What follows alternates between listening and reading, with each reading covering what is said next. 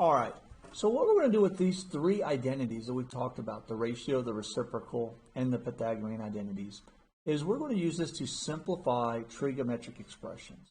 Now the key is when we're simplifying trigonometric expressions, we want to get it as simple as possible.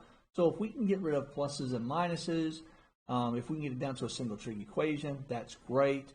We'll never have fractions in this. You'll never simplify something to a fraction because you can always get rid of the fraction because of the reciprocal identities.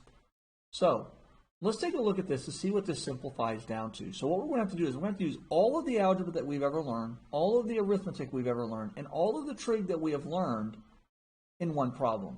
So this is going to be a lot of fun.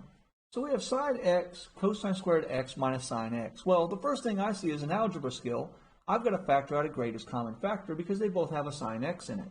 So I'm going to factor out my greatest common factor, and then that leaves me cosine squared x minus 1. And right here I'm going to say this is just GCF. I don't know why I'm writing that. So GCF. All right. So 2-column proof. Expectation in my class, if you don't do it, you're only starting at a 0.5 for every question if you're not giving me your reasons. And then from the 0.5, then that's going to vary based upon your work. Now, from here, I see cosine squared x. Hey, in my head, that's a Pythagorean identity. Because I have sine squared x plus cosine squared x equals 1. I can subtract it out, and I can actually say, now I have my sine x. Cosine squared x is going to be 1 minus sine squared x minus 1. And this is just the Pythagorean identities. Well, I have 1 minus 1. These cancel. Now I have, and then we have sine x times a negative sine squared x, which gives me negative sine cubed x.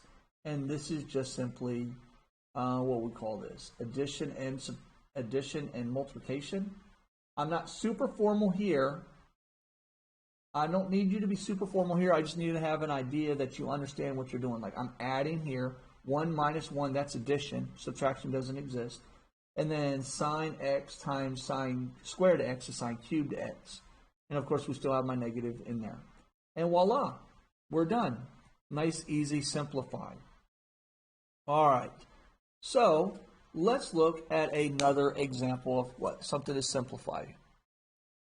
Hi, I'm Mr. Buzzard, and these videos are supplemental instruction for my students. If you found the video enjoyable, make sure you click the like button and click subscribe, as well as the bell for notifications to receive future videos on high school mathematics.